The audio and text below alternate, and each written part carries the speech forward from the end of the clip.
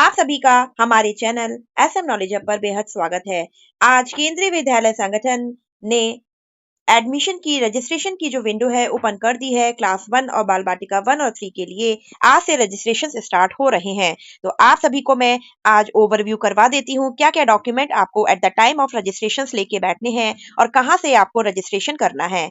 आज हम class 1 online registration की बात कर लेते हैं। आपको गूगल पर टाइप करना है kbsonlineadmission.kbs.gov.in। आपको इसकी ऑफिशियल वेबसाइट पर ही जाना है।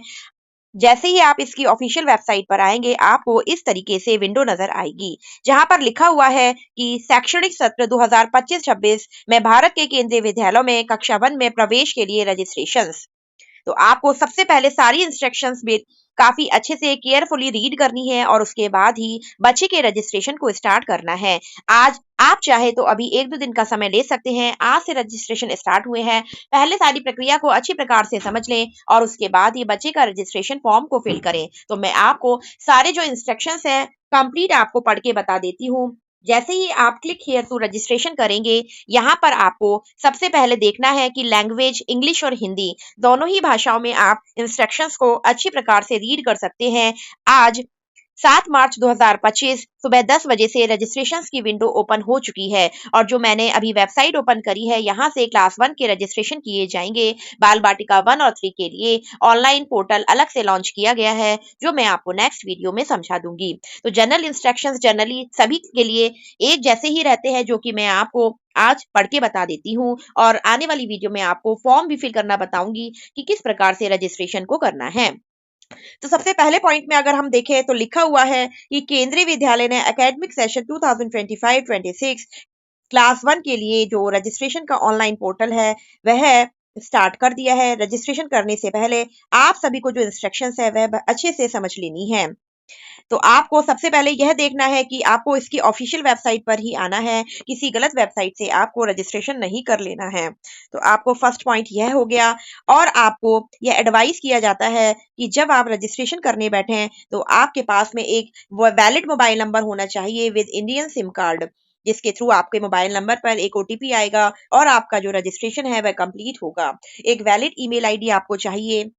बच्चे का फोटोग्राफ आप स्कैन करके पहले रख लीजिए। जो बच्चे के फोटोग्राफ की जो साइज दे रखी है वह जेपीईजी फॉर्मेट में 256 केबी से लेस देन होनी चाहिए। अब आप यह सोच रहे होंगे बच्चे का फोटो कैसे रिसाइज किया जाएगा, तो गूगल पर काफी सारे एप्लीकेशंस रहते हैं जिसमें आप फ्री में ऑनलाइन ऐप को यूज करके बच्चे के फोटोग्राफ को रिसाइज कर सकते हैं। तो सबसे पहले आप बच्चे का जो फोटोग्राफ है उसे रिसाइज करके रख लीजिए और बच्चे का जो डेट ऑफ बर्थ सर्टिफिकेट है उसको आपको स्कैन करके रखना है। यह जो बर्थ सर्टिफिकेट है जेपीईजी फॉर्मेट में या पीडीएफ फाइल में, जो कि 256 केबी से लेस देन होना चाहिए। इसको भी आप गूगल पर से किसी भी फ्री वेबसाइट से फ्री ऐप से आप रिसाइज कर सकते हैं। तो आपको ये दोनों काम कर लेना है सबसे पहले रजिस्ट्रेशन करने से पहले। Details of government certificate in case you are applying under economically weaker section. अगर आप आरटीए कोटे से फॉर्म को फिल कर रहे हैं और आप ईडब्ल्यूएस कैटेगरी से आते हैं तो आपके पास में गवर्नमेंट से इशूड सर्टिफिकेट होना चाहिए। उसकी डिटेल आपको at the time of registration डालनी पड़ेगी। इसके साथ साथ अगर कोई पेरेंट सेंट्रल गवर्नमेंट एम्प्लॉय है और ट्रांसफर डिटेल्स उनको फिल करनी है, तो जो एप्लीकेशन में फिल करनी है तो उनके पास में सभी डिटेल्स अपने पास में सबसे पहले वह लिखित में लिख लें, जिससे फॉर्म को फिल करते समय कोई भी मिस्टेक उनसे ना हो। तो यह सारी इंपॉर्टेंट इंफॉर्मेशन रजिस्ट्रेशन करने से पहले आपको साथ में रख लेनी है।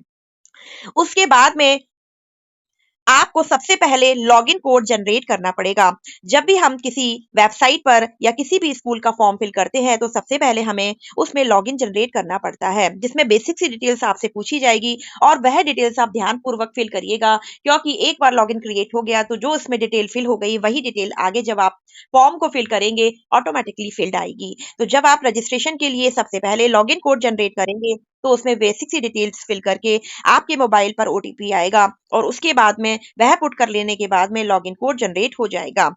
लॉगिन कोड जनरेट कर लेने के बाद में आपको अगेन लॉगिन करना है कंप्लीट एप्लीकेशन फॉर्म को फिल करने के लिए। कंप्लीट एप्लीकेशन फॉर्म को काफी ध्यानपूर्वक फिल करिएगा। और जब आप कंप्लीट एप्लीकेशन फॉर्म फिल कर लेंगे तो आपके पास में एप्लीकेशन सबमिशन कोड आएगा, जो कि लॉगिन कोड से डिफरेंट होता है। तो जो भी आप प्रोसेस करें, जब आपको लॉगिन कोड रिसीव होगा उसका स्क्रीनशॉट आप लेके रख लीजिएगा, क्योंकि जब जब आप लॉगिन कर आपका जो बच्चे का डिटेल्स है वह लॉगिन होगा, और जो एप्लीकेशन सबमिशन कोड मिलेगा उसका भी आप प्रिंट आउट निकाल कर रख लीजिएगा। और जब आप एप्लीकेशन फॉर्म को सबमिट कर देंगे तो लास्ट में आपको लिस्ट ऑफ डॉक्यूमेंट भी आपको प्रोवाइड हो जाएगी, जिसको आपको केयरफुली रीड करना है और उसी के अकॉर्डिंग ही अपने बच्चे के डॉक्यूमेंट, जब बच्चे का नाम प्रोविजनल लिस्ट में आ जाएगा तो सबमिट करने होते हैं। अगर कोई पेरेंट केवल लॉगिन कोड करके फॉर्म को अधूरा छोड़ देता है तो वह कंप्लीट फॉर्म सबमिशन नहीं माना जाएगा। कंप्लीट फॉर्म सबमिशन जब आपको एप्लीकेशन सबमिशन कोड प्राप्त हो जाएगा तो आपको वही जो एप्लीकेशन फॉर्म सबमिशन है तभी आपका फॉर्म कंप्लीट माना जाएगा। यानी कि आपको दोनों स्टेप करने हैं। सबसे पहले लॉगिन जनरेट करना है, उसके बाद में लॉगिन अगेन करके आपको फॉर्म को कंप्लीट फिल करना है। उसके बाद ही आपको एप्लीकेशन जो कोड है वह रिसीव होगा। तो आपको मैं लाइव फॉर्म फिल करना भी बताऊंगी। जनरल इंस्ट्रक्शंस आज आपको मैं रीड करके बता देती हूँ। और जब आप रजिस्ट्रेशन करेंगे तो आपके मोबाइल पर जो भी आप मोबाइल नंबर यूज कर रहे हैं उस पर ओटीपी आएगा, और वह ओटीपी डाल लेने के बाद में ही आपका फॉर्म कंप्लीट सबमिशन माना जाएगा। अगर आप किसी साइबर कैफे से या किसी एजेंट से अपने बच्चे के फॉर्म को फिल करवा रहे हैं तो उस पर भी आप अपना ही मोबाइल नंबर डालें, क्योंकि जो भी फर्दर इंफॉर्मेशन होगी आपके ईमेल आईडी और आपके ही मोबाइल नंबर पर रिसीव होगी। तो यह गलती मत करिएगा अगर किसी साइबर कैफे या एजेंट से आप अपने बच्चे के फॉर्म को फिल करवा रहे हैं। और इसके साथ साथ जब आप एप्लीकेशन फॉर्म को फिल करेंगे तो एक ऑप्शन आपके पास में यह है कि आप स्टेप बाय स्टेप धीरे धीरे इंफॉर्मेशन को फिल करिए और सेव करते जाइए। जितना डाटा आप सेव करेंगे और जितना फॉर्म आपने फिल किया है वो सेव करके रख लीजिएगा, और आप धीरे धीरे, चाहे आप तो 1-2 दिन में भी फॉर्म को धीरे धीरे फिल कर सकते हैं। और जब तक आप फाइनल सबमिशन नहीं करते हैं तो पार्शियली आप फॉर्म को सेव करके भी रख सकते हैं, और जहां तक आपने सेव किया है उसके आगे का वापस से रिज्यूम करके बाद में आप फॉर्म को फिल कर सकते हैं, जब तक कि आपने फाइनल सबमिशन उसका नहीं किया है। जब आप फाइनल सबमिशन कर देंगे तो आपको एप्लीकेशन सबमिशन कोड जनरेट होकर प्राप्त हो जाएगा। तो आपको ये सारी बातें रजिस्ट्रेशन करने से पहले समझ लेनी चाहिए, जिससे आपके रजिस्ट्रेशन में कोई भी मिस्टेक ना हो। और सबसे महत्वपूर्ण बात कि आप 3 केंद्रीय विद्यालय में अप्लाई कर सकते हैं, यानी कि 3 केंद्रीय विद्यालय आप चूज कर सकते हैं अपने बच्चे के फॉर्म को फिल करते समय। और इसके साथ साथ अगर आपने फॉर्म को फिल करते समय मल्टीपल एंट्रीज कर दी हैं, अगर आपने एक से ज्यादा बार फॉर्म को फिल कर दिया है, आपको लगा कि मैंने पहले वाला फॉर्म तो गलत फिल कर दिया, अब मैंने दोबारा से एक और एंट्री कर दी है, तो जो आपकी लास्ट एप्लीकेशन होगी वही कंसीडर की जाएगी। तो आप इस बात का भी ध्यान रखिएगा। और अगर आपने फॉर्म को कंप्लीट सबमिट कर दिया है और आपको लगता है कि मैंने कुछ फॉर्म्स में मिस्टेक कर दी है और मुझे उसे अब रेक्टिफाई करना है, तो उसका यही ऑप्शन रहेगा कि आपको फॉर्म को कैंसिल करना पड़ेगा। और फॉर्म को कैंसिल करने के लिए जो एप्लीकेशन फॉर्म आपने सबमिट किया है उसको कैंसिल करने के लिए आपके मोबाइल पर अगेन एक ओटीपी आएगा।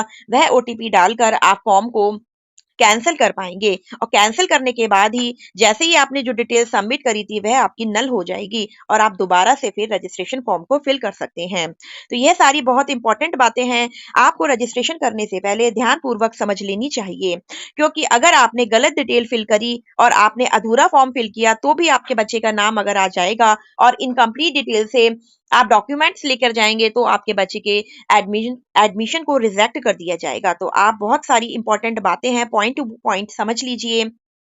और जो ये रजिस्ट्रेशन है यह कंफर्म नहीं करता है कि आपके बच्चे का यह एडमिशन माना जाएगा। यह अभी आप केवल रिक्वेस्ट डाल रहे हैं, रजिस्ट्रेशन फॉर्म फिल कर रहे हैं। जब प्रोविजनल लिस्ट में बच्चे का नाम आ जाता है और ओरिजिनल डॉक्यूमेंट वेरीफाई हो जाते हैं उसके बाद ही बच्चे के एडमिशन को कंफर्म समझा जाता है। और अगर आपने कोई भी डिटेल गलत फिल करी है और कोई भी मिसलीड किया है तो किसी भी स्टेज पे आपके बच्चे के एडमिशन को कैंसिल किया जा सकता है। तो यह सारी जो गाइडलाइंस है फॉर्म को रजिस्ट्रेशन को फिल करने से पहले अच्छी प्रकार से आप समझ लें, उसके बाद ही फॉर्म को फिल करना शुरू करें। तो जनरल इंस्ट्रक्शंस आपको ऑफिशियल वेबसाइट से प्राप्त हो जाएंगी। आप केयरफुली इसको रीड कर सकते हैं, इंग्लिश और हिंदी दोनों माध्यम में आपको प्रोवाइड की हुई है।